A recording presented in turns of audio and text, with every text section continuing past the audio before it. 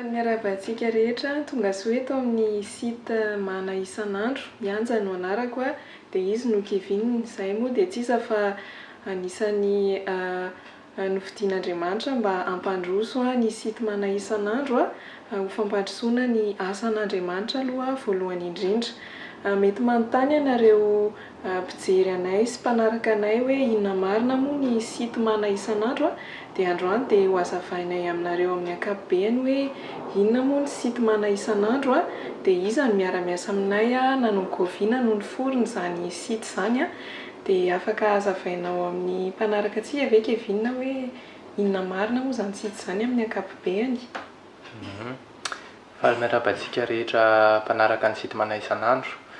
Raha ny tantaran'ny site Mana Isan'andro moa no lazaiko eto izany dia tamin'ny taona 2014 no nanombohan'ny site Mana Isan'andro. Izaho moa izany dia anisan'ny mpiaino an'ilay fandaharana ataon'ny fikambanana mpiara-mianakiny Baiboly hoe Mana Isan'andro tamin'ny radio. Dia taty aoriana izany hitako hoe betsaka ny olona tamin'ny internet izany liana hoe hanaraka ny fandaharana io any ampitan-dranomasina. Dia nataon'ny tompo tonga tato am-poko hoe hanao an'io site io izany ahafahan'ny olona eran-tany, ahafahan'ny malagasy eran-tany izany miaino an'io fandaharana io. Ny tanjona moa izany dia tena hoe andraisan'ny olona ny Jesosy Tompo any am-pony ary tena hoe hitomboan'ny olona ara-panahy, ahafahan'ny olona mandeha araka ny sitrapon'Andriamanitra. Manoloana an'izay fampandrosoana ny asan'Andriamanitra izay dia misy ny mpiara-miasa amin'ny site Mana Isan'andro dia afaka hazavainao amin'ny mpanaraka antsika ve Kevin hoe iza daholo moa ireo mpiara-miasa amin'ny site Mana Isan'andro io? Misy fikambanana 3 izany ankehitriny no miaraka miasa amin'ny site Mana Isan'andro. Dia ny fikambanan'ny mpiara-mamaky ny Baiboly izay manao ny fandaharana Mana Isan'andro. Samy miara-miasa aminay daholo izany na ny any Madagasikara na ny any Frantsa.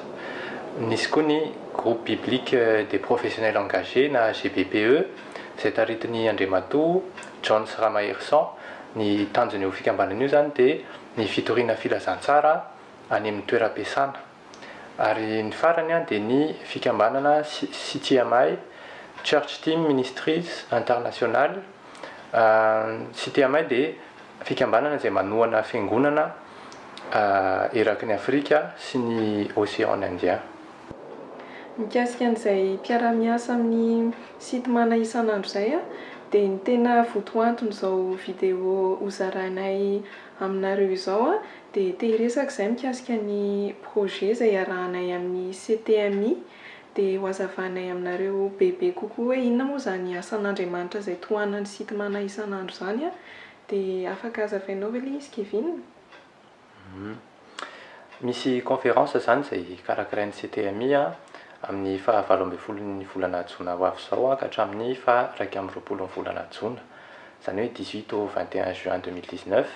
Io conférence io moa izany dia ho tarihan'ny mpanompon'Andriamanitra Mickey Hardy. Ny tanjona moa izany dia hiantso ireo mpitondra fivavahana responsable d'église eraky ny Madagasikara ao Antananarivo ao amin'ny Palais des Sports mba hanaraka an'io conférence io izany.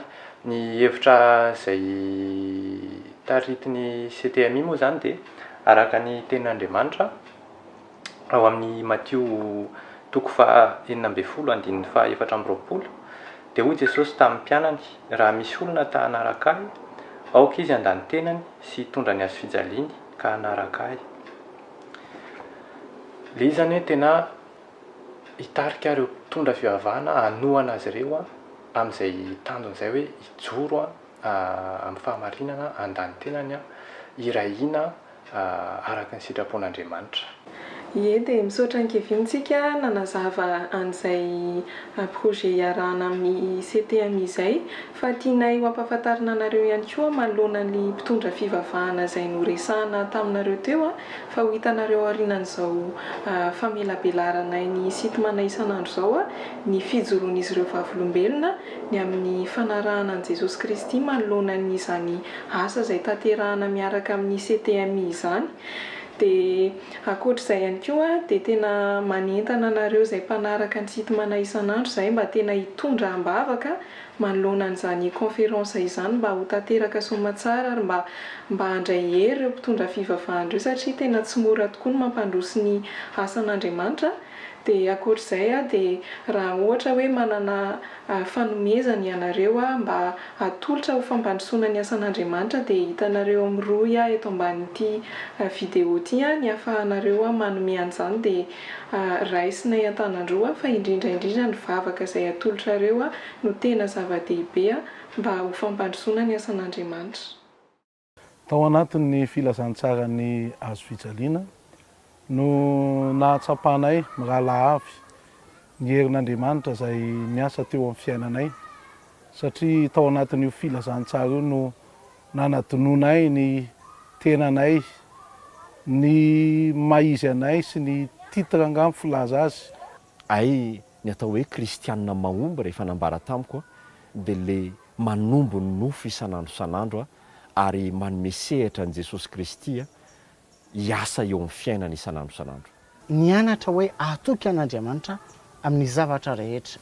Arakaraka ny androsoana isan'andro no hiainana lalana le lalana tery kanefa mahatsaro anao hoe misy miazona ny fiainanao.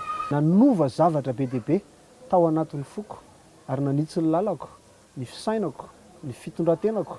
Marina fa betsaka ny zavatra mbola hitsy amin'izao vanim-potoana izao, fa ny zavatra tsapako kosa nefa dia izao hoe miasa ho aho, ny azo fijalian'i Jesosy Kristy Tompo.